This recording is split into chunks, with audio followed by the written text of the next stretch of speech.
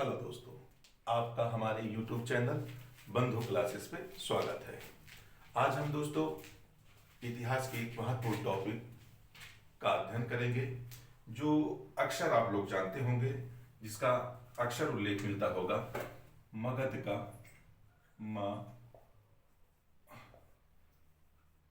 का उत्कर्ष, यानी मगध साम्राज्य का उत्कर्ष के बारे में आज हम लोग अध्ययन करेंगे।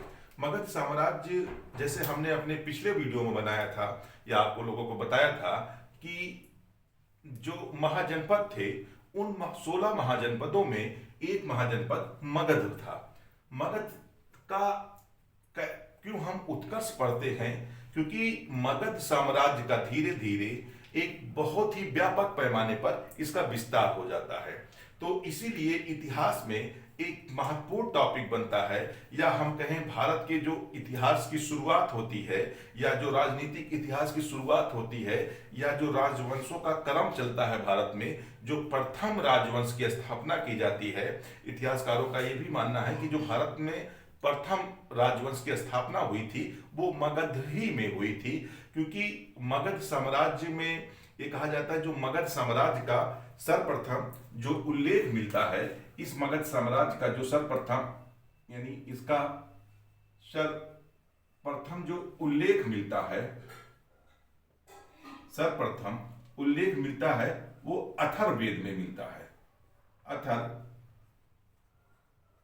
में, यानी अथर्ववेद में जो सर्वप्रथम किसका उल्लेख मिलता है? मगध साम्राज्य का सर्वप्रथम उल्लेख मिलता है अथर्ववेद में। ये इसका उल्लेख सुदूरवर्ती पूरब के राज्यों में की गई है। यानी मगध साम्राज्य का अथर्ववेद में जो उल्लेख मिलता है, एक सुदूरवर्ती पूरब के राज्यों में इसका उल्लेख अथर्ववेद में किया गया है। ये कहा जाता है दोस्तों, जो मगध था इसके चारों तरफ एक तरह से कहा जाए प्राकृतिक रूप से इसकी सुरक्षा प्रदान की जाती है। इसे कहा जाता है जो मगध की राजधानी थी राजगिरी, जो मगध की राजधानी थी राजगिरी, ये कहा जाता है ये पहाड़ियों द्वारा,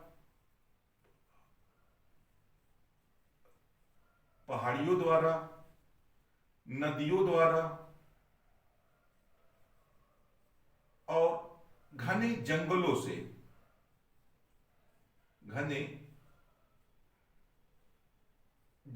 से इसकी क्या होती थी? सुरक्षा की जाती थी। इन्हीं पहाड़ियों से, इन्हीं नदियों से और घने जो जंगल थे, ये जो क्या थे, मगध के उत्कर्ष में एक महत्वपूर्ण, एक निर्णायक भूमिका अदा करते हैं। कहा जाता है मगध साम्राज्य 7 पहाड़ियों से घिरा हुआ था। कितने दोस्तों? पहाड़ियों से, 7 पहाड़ियों से घिरा हुआ था। जब ये 7 पहाड़ियों से मगध की जो राजधानी राजगिरी थी या घिरी हुई थी, तो इस पे जो इसके शत्रु राज हुआ करते थे या उस समय के अन्य महाजनपद हुआ करते थे, इस पे अटैक करना या इस पे अपना अधिकार जमाना उनके लिए आसान नहीं होती थी। और ये भी कहा जाता है कि जो ये पहाड़ियां थी, इन्हीं पहाड़ियों के बीच राजगिरी और इसकी जो दूसरी राजधानी होती है पाटलिपुत्र जो है, कहा जाता है दुर्गम पहाड़ियों के द्वारा घिरी हुई थी। पाटलिपुत्र के बारे में यह भी कहा जाता है ये गंगा नदी, सोन नदी और गंडक नदी, यानी जो ये इसकी दूसरी राजधानी थी पाटलिपुत्र, क्या थी? मगध के उत्कर्ष में इनका कैसा रोल था? जो पाटलिपुत्र थी वह गंगा नदी, सोन नदी और गंडक नदी के जो दोआब हुआ करते या जो संगम के हुए थे, उनके बीच ये स्थित थी। और इसी कारण पाटलिपुत्र पे भी अन्य राज्यों की जो अटैक थी या इनके शत्रु राज्यों को यहां पहुंचना बड़ा मुश्किल होता था, क्योंकि उस समय जो उस दौर की अगर बात करें तो नदियां जो होती थी वो काफी उफान पे हुआ करती थी या उसमें अधिक बहाव प्रवाह होता था, और उस समय वर्षा भी अधिक होती थी, जिसके कारण इसे पार कर पाना किसी भी देश के लिए या किसी भी राज्य के लिए आसान नहीं होता था। उस समय आधुनिक दौर की तरह पुल का निर्माण नहीं होता था, और उस समय जो आधुनिक बोट हुआ करती हैं या बड़ी बड़ी नावें हुआ करती हैं, उस समय नहीं हुआ करती थी, जिसके कारण जब वो उस समय के दौर के अगर किसी भी राज्य को या किसी राज्य के सैनिक को नदी को बहाव को पार करना होता था, तो ये इतिहासकारों द्वारा या विभिन्न स्रोतों द्वारा ये मालूम चलता है कि उस समय क्या हुआ करते थे, काफी संख्या में हाथी प्राप्त होते थे। हाथियों को नदी में उतार दिया जाता था और नदी के बहाव को कुछ मध्यम करके एक तरह से नदी को पार किया जाता था। तो उस समय ऐसा कर पाना किसी भी राज्य के लिए आसान नहीं होता था, जिसके कारण पाटलिपुत्र हो या हम राजगिरी की बात कर लें, राजगिरी हो, तो इन दोनों को किसी भी शत्रु राज के द्वारा इन्हें विजय कर पाना एक आसान नहीं होता था। तीसरा कारण अगर देखा जाए, क्योंकि जो पाटलिपुत्र था या राजगिरी था, इसी के पास जो राजगिरी था, इसी के पास गया जिले, वर्तमान के गया जिले के घने जंगल पाया जाया करते थे। क्या होते थे? घने जंगल पाया करते थे। और इन्हीं जंगलों से कहा जाता है कि उस समय मगध को हाथी, लोहा और तांबा, यानी जो गए के जंगल थे, इन्हीं से हाथी, लोहा और तांबा बड़ी ही आसानी से क्या होते थे, मगध साम्राज्य को प्राप्त हो जाते थे। जब मगध साम्राज्य को, थोड़ा सा मिटाना पड़ेगा दोस्तों, जब मगध साम्राज्य को इन तीनों की जो उस समय के लिए एक अति ही महत्वपूर्ण स्रोत हुआ थे, यानी इनको हाथी की प्राप्ति होती थी।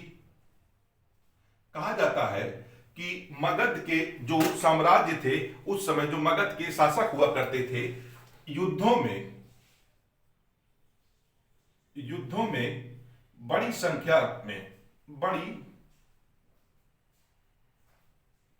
में हाथी थी, उस समय मगध के जो शासक हुआ करते थे, युद्धों में बड़ी संख्या में इनका इस्तेमाल करते थे।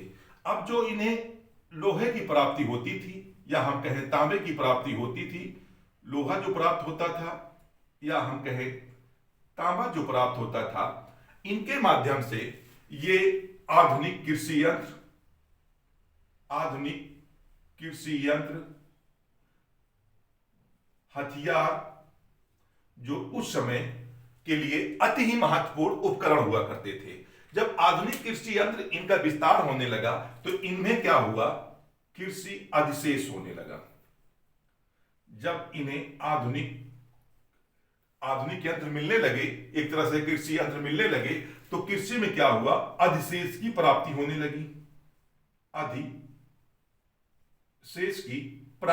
लगी, और इसी अधिशेष की प्राप्ति से नगरी जीवन का विकास होने लगा। नगरी जीवन का विकास होने लगा, यानी नगरी जीवन का जब विकास होने लगा, तो यह कहा जाता है कि उस समय उद्योगों का भी विकास होने लगा था।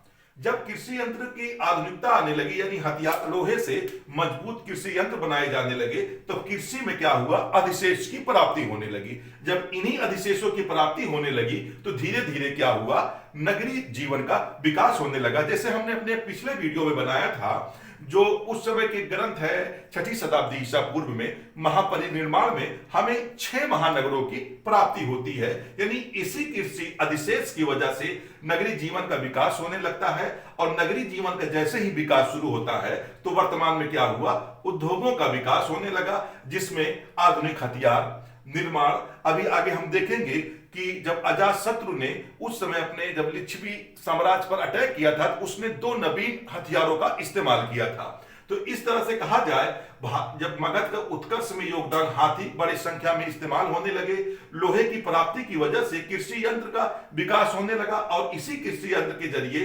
कृषि अधिशेष की उत्पत्ति हुई, और कृषि अधिशेष की वजह से नगरीय जीवन का धीरे धीरे विकास होने लगा। और ये नगरीय जीवन के माध्यम से ही उद्योगों का विकास होने लगा। और इस तरह से कहा जाता है कि ये सारे रीजन क्या हुए, मगध के साम्राज्य में, मगध के उत्कर्ष में योगदान दिए। क्योंकि यह भी कहा जाता है दोस्तों, जो मगध था ये नदियों के संगम पे स्थित था। जो मगध था ये क्या था, नदियों के संगम पर, जैसे हमने बताया नदियों के संगम पर स्थित था। कहा जाता है कि ये गंगा, सोन और गंडक नदियां इसके आसपास से होकर बहा करती थी। अब इन्हीं गंडक नदियों से क्या हुआ, जलोढ़ मृदा का निर्माण होने लगा। जलोढ़ मृदा का जब निर्माण होने लगा तो इसी जलोढ़ मृदा में जो कृषि थी वो अधिक उत्पन्न होने लगी। जब कृषि का उत्पादन क्या हुआ, काफी तेजी के साथ कृषि का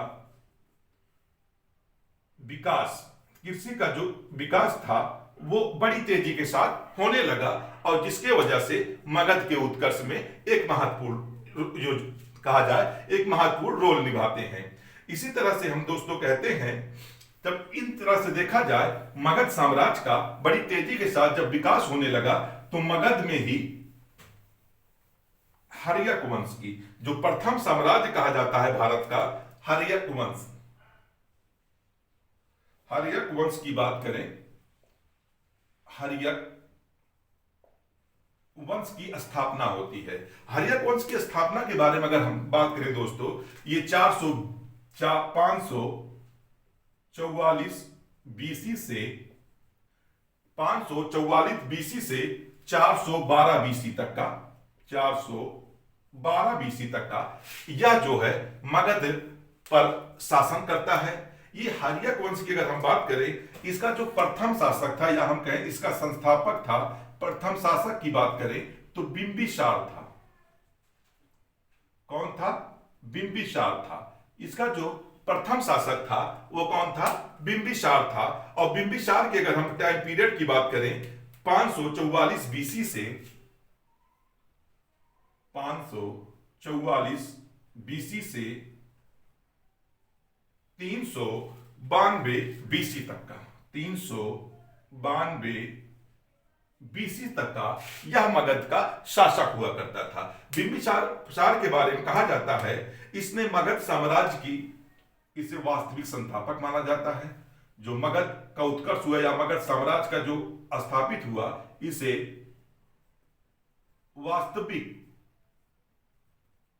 संस्थापक, यानी बिंबिसार को अगर बात की जाए तो यह मगध साम्राज्य का क्या था, वास्तविक साम्राज्य था, शासक था। इसी के शासनकाल में अगर हम बात करें, मगध साम्राज्य को एक विशिष्ट पहचान मिली। इसने अपने साम्राज्य का जो विस्तार था, कहा जाता है वैवाहिक स्तर पर किया था। इसने अपने साम्राज्य का विस्तार जो था, एक तरह से कहा जाए साम्राज्य का विस्तार वैवाहिक स्तर पर किया था। यह भी कहा जाता है, कुछ स्रोतों में या कुछ इतिहासकारों का मानना था कि जो बिंबिसार था, इसने इसके 500 रानियां का नाम मिलता है। कितने, 500 शादियां की थी, या इसके सॉरी दोस्तों, इसके शासना कक्ष में 500 रानियां निवास करती थी। इन्हीं 500 रानियों में इसकी जो प्रमुख 3 रानियों का बड़ी प्रमुखता के साथ उल्लेख मिलता है। इसकी जो 500 रानियां हुआ करती थी, उन्हीं में से 3 रानियों का बड़ी प्रमुखता के साथ उल्लेख मिलता है। पहली जो रानी थी, महाकौशल देवी।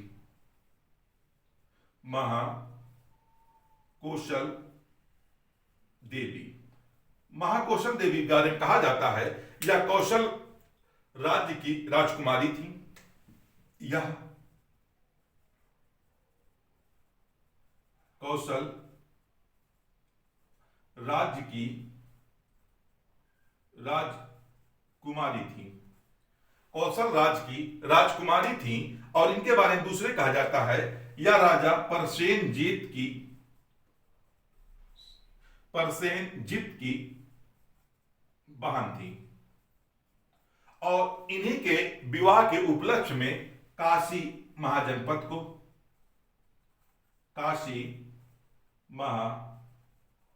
को राजा परसेनजीत ने अजात बिंबिसार को क्या किया था, दहेज दे दिया था। उस समय काशी प्रांत से 1 लाख रुपए की क्या होती थी, इनकम होती थी।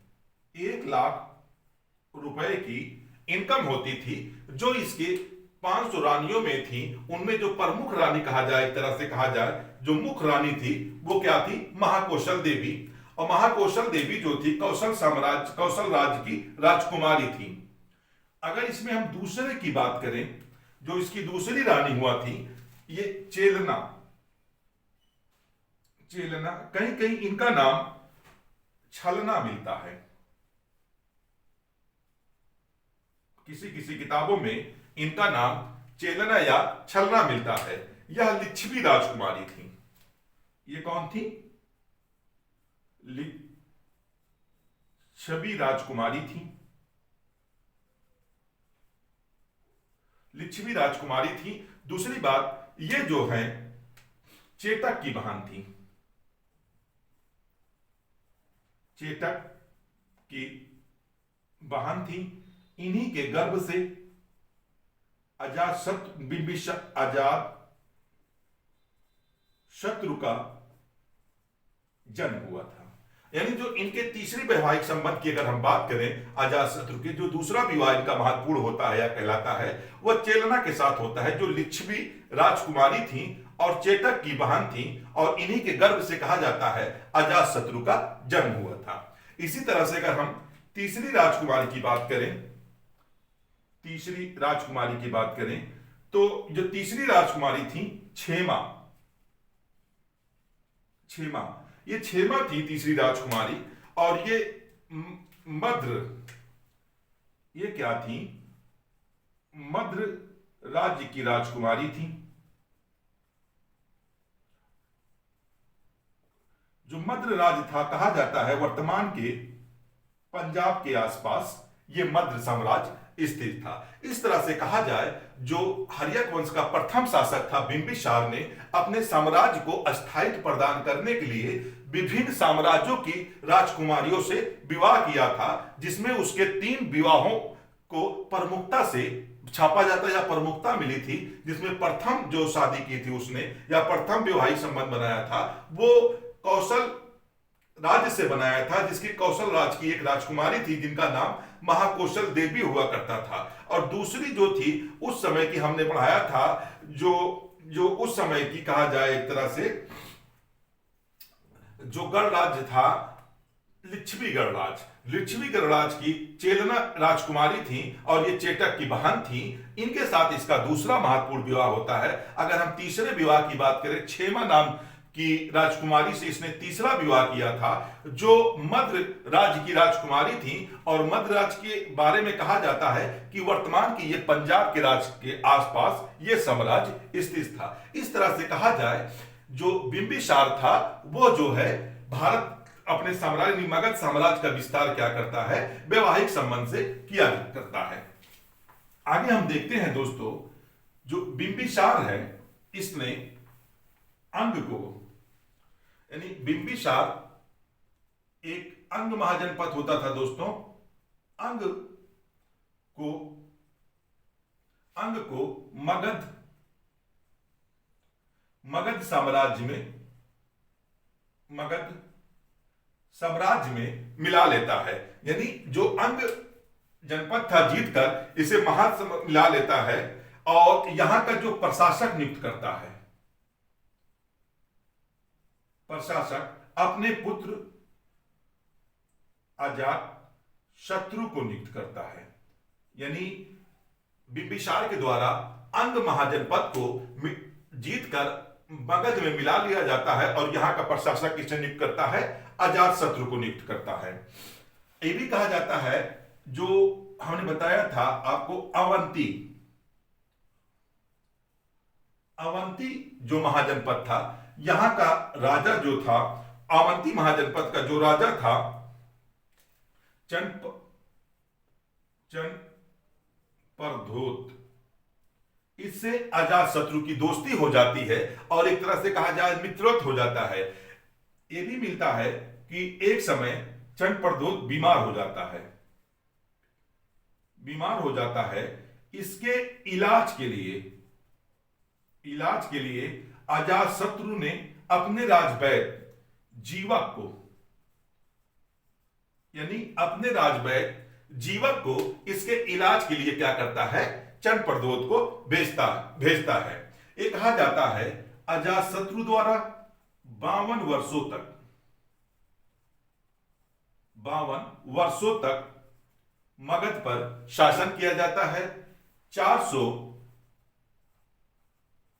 452 बीसी में अपने ही पुत्र अजातशत्रु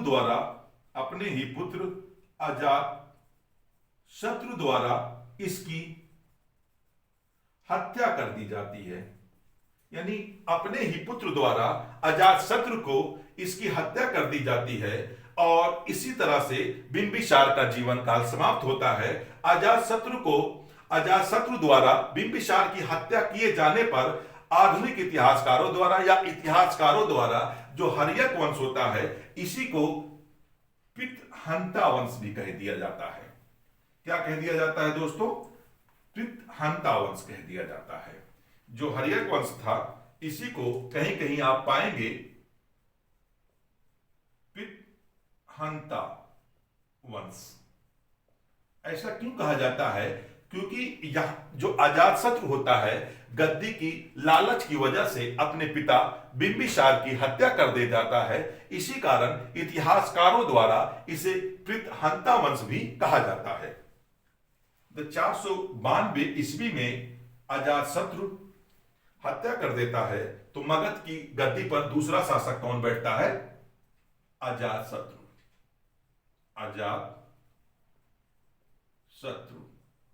अजातशत्रु के बारे में कहा जाता है दोस्तों, यह 492 बीसी से 492 बीसी से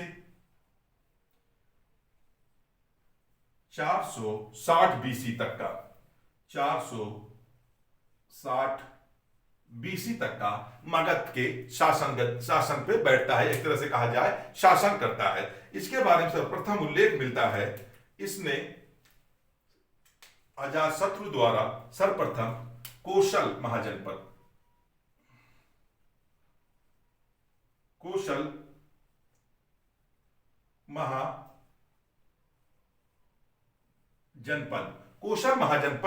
का एक राजा हुआ करता था, परसेनजीत।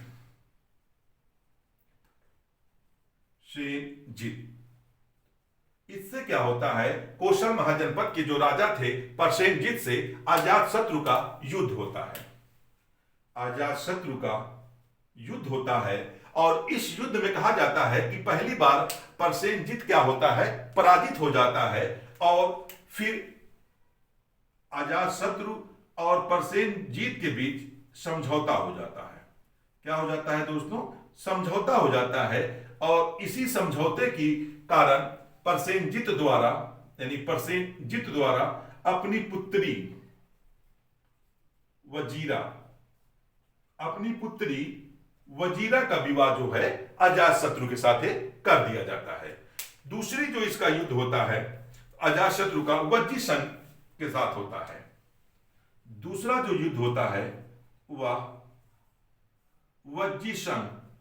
वज्जीसन में एक महत्वपूर्ण गणराज था जिसे हम लिच्छवी कहते हैं। लिच्छवी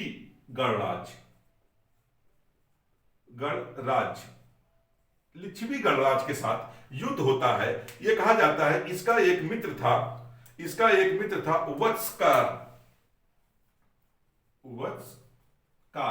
इसी के साथ मिलकर अजातशत्रु ने वज्जीसन के लिच्छवी गणराज पर विजय प्राप्त कर लेता है। यानी इसी के साथ मिलकर अजातशत्रु लिच्छवी गणराज पर क्या करता है, विजय प्राप्त कर लेता है। इस तरह से कहा जाए अजातशत्रु के द्वारा कौशल महाजनपद से युद्ध होता है, बाद में इससे समझौता होने पर उसकी पुत्री वजीरा से शादी करता है और वज्जी संघ एक महत्वपूर्ण जो गणराज था लिच्छवी गणराज, उस पर अटैक करता है, किसके सहयोग से, वत्सकर के सहयोग से उस पर अटैक करता है और विजय प्राप्त कर लेता है। इस तरह से कहा जाए जो अजातशत्रु के द्वारा था मगध साम्राज्य का और विस्तार कर दिया जाता है। इसी समय काशी और वैशाली, जो काशी बिंबिसार को दहेज के रूप में मिला था और वैशाली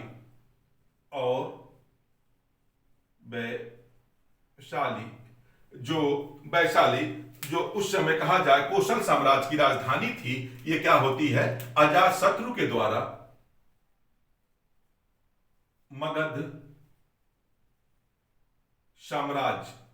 मगध साम्राज्य में मिला ली जाती है। मगध साम्राज्य में इसका क्या होता है, विस्तार मिला लिया जाता है। यह भी कहा जाता है कि अजातशत्रु ही काल में महात्मा बुद्ध को निर्माण की प्राप्ति होती है। अजातशत्रु के ही काल में प्रथम बौद्ध संगीत का राजगिरी के सतपर्णी गुफा में आयोजन किया जाता है। यानी जो मगध अजातशत्रु का जो पीरियड था, इसी में महात्मा बुद्ध को निर्माण की प्राप्ति होती है और महात्मा बुद्ध के निर्माण की प्राप्ति के तुरंत बाद प्रथम बौद्ध संगीत का जो आयोजन किया जाता है, उस समय किसका शासनकाल था, तो अजातशत्रु का शासनकाल था। यह भी कहा जाता है कि अजातशत्रु ने 32 वर्षों तक मगध पर शासन किया। कहीं कहीं उल्लेखों, किसी किताबों में यह भी उल्लेख मिलता है कि 28 सालों तक का इसने मगध पर शासन किया। इसी के पुत्र 460 बीसी में इसी के पुत्र उदयन के द्वारा इसकी हत्या कर दी जाती है। और इस तरह से कहा जाए जो अजातशत्रु का पीरियड था 460 ईस्वी में, इसके ही पुत्र उदयन द्वारा इसकी हत्या कर दी जाती है। तो इसीलिए दोस्तों इतिहासकारों द्वारा इसे पितहंता वंश कहा गया। जो अगला शासक इस समय बनता है हर्यक वंश का, वो कौन होता है, उदयन होता है। जो तीसरा शासक बनता है हर्यक वंश का, उदयन होता है। उदयन जो है 460 बीसी से 444 बीसी तक का 444 बीसी तक का मगध का शासक होता है। इसके बारे में कहा जाता है इसने अपनी राजधानी एक नवीन नगर की स्थापना करता है, जिसे हम पाटलिपुत्र कहते हैं। यानी उदयन द्वारा पाटलिपुत्र नगर की स्थापना की जाती है। और ये जो पाटलिपुत्र होता है, इसने अपनी राजधानी को राजगिरी से क्या करता है, पाटलिपुत्र स्थानित कर देता है। यह भी कहा जाता है कि जो उदयन था, ये किसी बाग के किनारे घूम रहा था और किसी द्वारा इसकी हत्या कर दी जाती है। किसी के द्वारा इसकी हत्या कर दी जाती है 444 बीसी में। इसके बाद यह भी कहा जाता है कि ये 400, इसके बाद कई सारे शासकों या इसके पुत्रों, जिसे